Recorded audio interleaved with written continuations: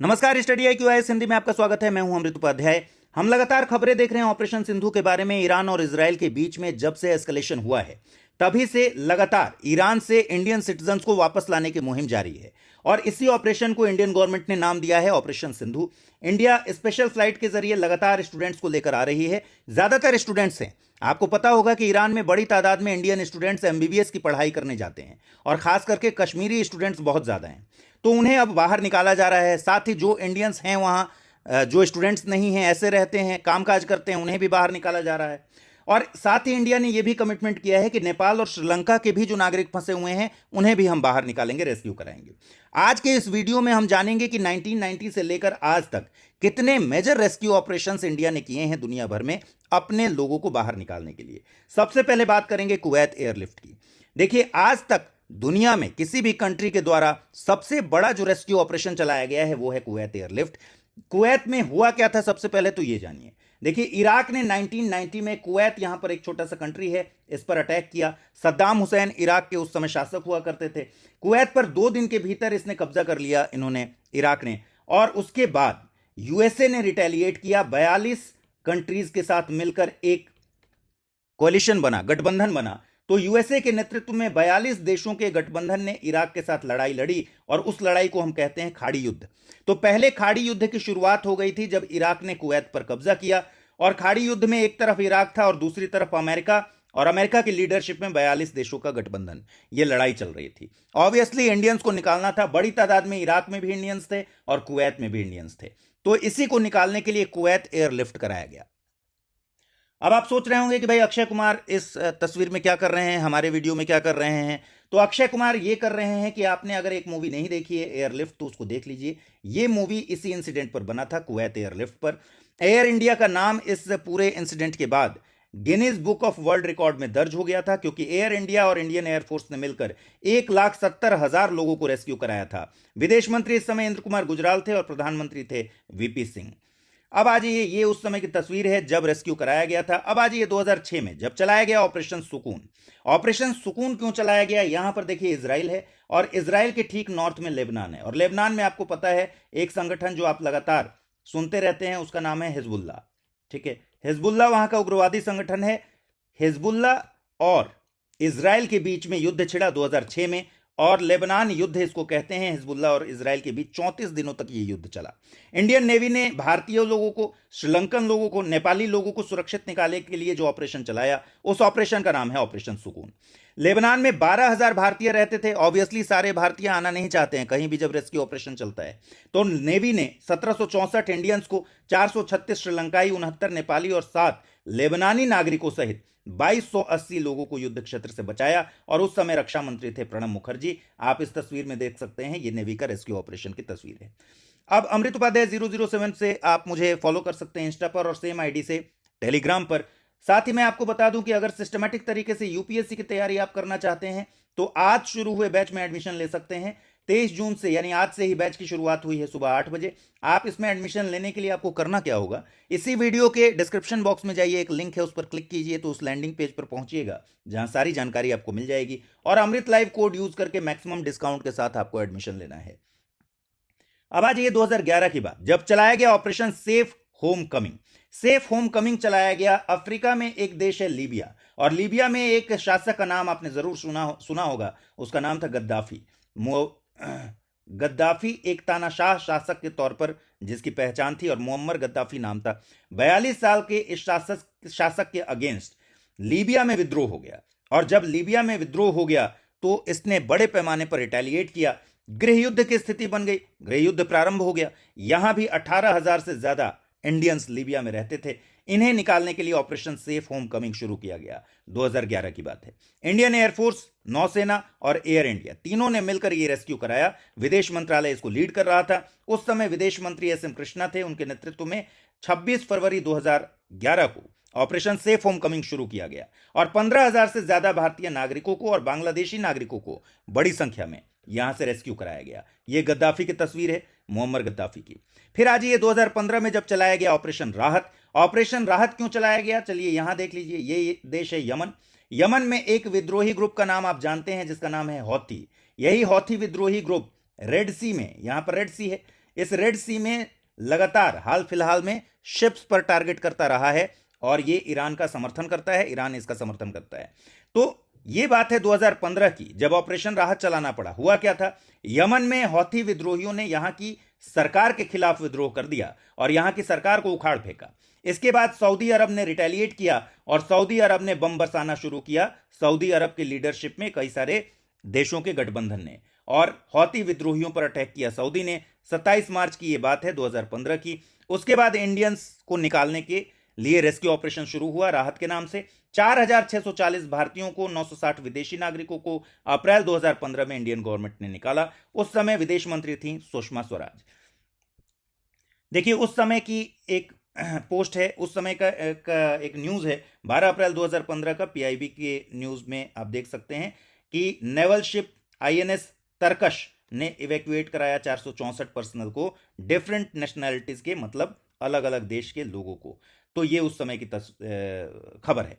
अब आज ये ऑपरेशन मैत्री की बात कर लेते हैं। 2015 मैत्री नेपाल में आए भूकंप में राहत और बचाव कार्य के लिए भेजा गया ऑपरेशन था। 25 अप्रैल 2015 को नेपाल में बहुत जबरदस्त भूकंप आया, जिसका रिक्टर स्केल पर तीव्रता जिसकी थी 7.8 और बहुत ही विनाशकारी भूकंप था। संयुक्त राष्ट्र ने इसे आपदा घोषित किया। भारतीय राहत टीमें तुरंत भूकंप के 6 घंटे के भीतर नेपाल पहुंची, सशस्त्र बल पहुंचे यानी सेना पहुंची, एनडीआरएफ पहुंची, विदेश मंत्रालय, तीनों ने मिलकर, नेपाली सरकार के साथ मिलकर और गोरखा रेजिमेंट जो कि नेपाल के ही लोग होते हैं उनके पूर्व सैनिकों के साथ मिलकर राहत कार्य चलाया। यहां पर देखिए ये उस समय की तस्वीर है जब राहत कार्य भेजा गया। लेकिन अभी तक जो हम पढ़ रहे थे वो रेस्क्यू ऑपरेशन थे। ये जो नेपाल वाला ऑपरेशन मैत्री है ये रेस्क्यू और प्लस रिलीफ दोनों की बात करता है, क्योंकि बड़े पैमाने पर तो रिलीफ वर्क किया गया था और रेस्क्यू भी कराया गया था। देखिए ऑपरेशन मैत्री की उस समय की का कवरेज है 26 अप्रैल 2015 में इंडियन एक्सप्रेस का। अब आज ये 2016 की बात करते हैं जब चलाया गया ऑपरेशन संकट मोचन। ये ऑपरेशन संकट मोचन में जब सूडान से लेकर आ रहे थे जनरल वीके सिंह सभी इंडियंस को, तब की तस्वीर है। जुलाई 2016 की बात है। दक्षिण सूडान की राजधानी जुबा में भारतीय वायुसेना ने निकासी मिशन चलाया। क्यों चलाया? क्योंकि दक्षिण सूडान में गृह युद्ध की स्थिति हो गई थी और इस दौरान 153 भारतीयों और 2 नेपाली नागरिकों को निकाला गया। विदेश राज्य मंत्री थे उस समय जनरल वीके सिंह, जिन्होंने खुद ये मोर्चा संभाला था, खुद ही गए थे जुबा और वहां से लेकर आए थे। विदेश मंत्री इस समय सुषमा स्वराज हुआ करती थी। फिर 2020 में कोविड का टाइम आया तो एक बड़ा मिशन चलाया गया, वंदे भारत मिशन। ये तस्वीर देखेंगे तो आपको अंदाजा लग जाएगा, हर तरफ मास्क दिखेगा, ये सब रेस्क्यू करा के आए हुए लोगों की तस्वीर है। कोविड-19 के दौरान आपको पता है कि विदेशों में बहुत बड़ी तादाद में लोग फंस गए थे और विदेशों में यात्रा पर प्रतिबंध लग गया था, लॉकडाउन लग गया था हर जगह। इंडियन गवर्नमेंट ने मई 2020 में इस ऑपरेशन को शुरू किया, मिशन को शुरू किया और 31 अक्टूबर 2021 तक लगभग 2,17,000 से ज्यादा फ्लाइट से 1,80,00,000 से ज्यादा यात्रियों को सुविधा दी गई। और एक बात जो यहां ध्यान रखिएगा कि यह rescue operation Vande Bharat mission के तहत कमर्शियल ऑपरेशंस में काउंट होता है। इसका मतलब ये जो सारे लोग आ रहे थे ये अपना फेयर खुद देकर आ रहे थे और गवर्नमेंट को सुविधा दे रही थी। ऑपरेशन वंदे भारत मिशन के तहत ही एक ऑपरेशन चलाया गया, ऑपरेशन समुद्र सेतु, 2020 में ही, कोविड से ही जुड़ा हुआ है। तो कोविड से वंदे भारत मिशन और ऑपरेशन समुद्र सेतु दोनों याद रखिए। समुद्र सेतु नाम से ही स्पष्ट है कि ये नेवी द्वारा किया गया ऑपरेशन था। कोविड-19 महामारी में विदेशों में जो फंसे हुए नागरिक थे उनको समुद्र के रास्ते वापस लेने की शुरुआत की गई, वापस लाने की 5 मई 2020 को ऑपरेशन समुद्र सेतु के जरिए 3,992 भारतीय नागरिकों को समुद्र के रास्ते सफलतापूर्वक भारत वापस लाया गया। 23,000 किलोमीटर से अधिक की समुद्री यात्रा इसमें शिप्स के द्वारा की गई। अब आज ये 2021 में एक ऑपरेशन चलाया गया, ऑपरेशन देवी शक्ति। नाम ही बहुत यूनिक है। अफगानिस्तान में आपको पता है जब तालिबानी शासन की शुरुआत हुई, इसका मतलब जब अमेरिकी सैनिक वहां से वापस लौटने लगे तब दुनिया भर में चिंता थी कि भाई अब अफगानिस्तान का क्या होगा, और हुआ भी यही। तुरंत ही तालिबान ने कब्जा कर लिया, तालिबान ने नियंत्रण कर लिया 15 अगस्त 2021 को काबुल पर, और वहां पर हालात बहुत खराब हो गए। 669 लोगों को इंडियन गवर्नमेंट ने ऑपरेशन देवी शक्ति के तहत रेस्क्यू कराया, जिसमें 448 भारतीय थे, 206 अफगान नागरिक भी थे। ये अफगान में जो माइनॉरिटी स्टेटस के लोग हैं, जो अफगान सिख और हिंदू थे, उनको रेस्क्यू कराया गया। विदेश मंत्री इस समय डॉक्टर एस जयशंकर थे। ऑपरेशन देवी शक्ति नाम से ही बहुत यूनिक है। फिर 2022 में ऑपरेशन गंगा चलाया गया। यूक्रेन और रशिया के बीच आपको पता है वॉर शुरू हो गया। 2014 में सबसे पहले रशिया ने क्रीमिया पर कब्जा कर लिया था, तभी से दोनों के बीच तनाव चल रहा था। लेकिन 2022 में तो रशिया ने डायरेक्ट यूक्रेन पर अटैक ही कर दिया और 22,000 से अधिक नागरिक इंडिया के वहां पर फंसे हुए थे। तो 2022 का ये मिशन वहां से इंडियंस को निकालने का है। और ध्यान रखिए, जैसे ईरान में बहुत सारे इंडियन स्टूडेंट्स पढ़ाई करने जाते हैं, यूक्रेन भी और रशिया भी, दोनों जगह इंडियन स्टूडेंट्स बड़ी तादाद में हैं। 2022 में रूस ने यूक्रेन पर बड़े पैमाने पर आक्रमण किया। ये उस समय के रेस्क्यू की तस्वीरें हैं और मकसद क्या था? भारतीयों की सुरक्षित वापसी यूक्रेन से सुनिश्चित करना। फिर ऑपरेशन गंगा में 2022 के अंत तक 90 उड़ान के माध्यम से 18,282 भारतीय नागरिकों को, जो उसमें मुख्य रूप से छात्र थे, उनको निकाला गया। करीब 150 विदेशी नागरिकों को भी बचाया गया। आप एक बात नोटिस कर रहे होंगे कि भारत ने लगभग हर एक अपने मिशन में या ऑपरेशन में विदेशी नागरिकों को भी रेस्क्यू कराया है जहां भी मौका मिला है। अब ऑपरेशन कावेरी 2023 में कावेरी नदी के नाम पर रखा गया इसका नाम ऑपरेशन कावेरी। सूडान में युद्ध संकट शुरू हो गया। सूडान में गृह युद्ध की स्थिति हो गई और वहां की सरकार के अगेंस्ट विद्रोहियों ने धावा बोल दिया। 24 अप्रैल 2023 को यह ऑपरेशन शुरू किया गया, ऑपरेशन कावेरी। संघर्ष से प्रभावित सूडान में फंसे हुए भारतीय नागरिकों को निकालने के लिए बचाव अभियान था। 4,097 लोग इसमें बाहर निकाले गए। और यह सब आपको याद नहीं रखना है कितने लोग बाहर निकाले गए, कितने विदेशी नागरिक थे। आपको सिर्फ एक चीज याद रखना है, अगर ऑपरेशन कावेरी बोलें तो फिर आपको पता होना चाहिए कि सूडान से संबंधित है। अगर वंदे भारत मिशन बोलें तो पता होना चाहिए कि भाई ये कोविड टाइम में विदेशों में फंसे भारतीयों को निकालने का मिशन है। ऑपरेशन समुद्र सेतु बोलें, ये सब आपको पता होना चाहिए कि भाई किससे जुड़ा हुआ है। कुवैत एयरलिफ्ट बोलें तो 1990 में फर्स्ट गल्फ वॉर जो हुआ था उससे रिलेटेड ये मामला है। तो 18 वायुसेना विमान, 20 commercial flights, 5 navy ship operation में शामिल हुए। 108 भारतीयों को भूमि के रास्ते यानी जमीन के रास्ते निकाला गया। इस तरह से ऑपरेशन कावेरी को अंजाम दिया गया। ये उस समय की तस्वीरें हैं। ऑपरेशन अजय 2023 में ही इजराइल और गाजा के बीच में, आपको पता है जब एस्केलेशन हो गया, इजराइल ने गाजा पर अटैक कर दिया, गाजा ने पहले इजराइल पर अटैक किया, फिर इजराइल ने गाजा पर अटैक किया और भारतीयों को वहां से निकालने की शुरुआत हुई ऑपरेशन अजय के तहत 2023 में। 11 अक्टूबर 2023 को भारत ने इजराइल से भारतीयों की वापसी के लिए यह ऑपरेशन शुरू किया। 1309 भारतीय नागरिक निकाले गए, 14 ओसीआई कार्ड धारक और 20 नेपाली नागरिकों की वापसी कराई गई ऑपरेशन अजय में। फिर 2024 में इंद्रावती करके एक ऑपरेशन हुआ, जो संयुक्त राष्ट्र की रिपोर्ट के अनुसार जब हैती की राजधानी पर 80% हिस्से पर विद्रोहियों का नियंत्रण हो गया। इसका मतलब हैती में जब डिस्टर्बेंस शुरू हुआ तो वहां के प्रधानमंत्री एरियल हेनरी ने 12 मार्च को इस्तीफा दे दिया संकट के बीच और वहां के राजधानी के 80% पर रेबेलियंस ने कब्जा जमा लिया। हैती में बहुत ज्यादा तादाद में लोग रहते नहीं हैं इंडियंस। 12 इंडियंस को इवैक्यूएट कराया गया। डॉक्टर एस जयशंकर का ये ट्वीट है उस समय का, 21 मार्च 2024 का। 12 लोगों को निकाला गया और इसी ऑपरेशन को कहा गया ऑपरेशन इंद्रावती। और इस बार जो ऑपरेशन चल रहा है, आपको पता है ईरान इजराइल संघर्ष के बीच में ऑपरेशन सिंधु चलाया जा रहा है 2025 में, जो अभी लगातार चल ही रहा है।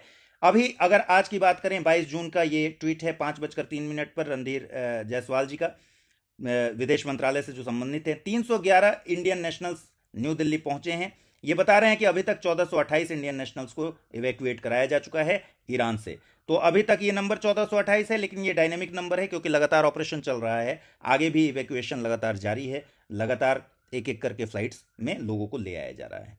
तो ये थी अभी तक की सारे जो रेस्क्यू ऑपरेशंस थे इंडिया के, मेजर रेस्क्यू ऑपरेशन, उनकी लिस्ट 1990 से लेकर 2025 तक के सारे ऑपरेशंस की बात हमने कर ली। अब आइए डेली क्विज का नंबर है, डेली क्विज नंबर 18 देख लेते हैं। 1990 में भारत द्वारा कुवैत से अपने नागरिकों की सबसे बड़ी हवाई निकासी के लिए शुरू किया गया अभियान कौन सा था, जिसे Guinness book of world records में दर्ज किया गया? ऑपरेशन सुकून, ऑपरेशन राहत, कुवैत एयरलिफ्ट या फिर ऑपरेशन सेफ होम कमिंग?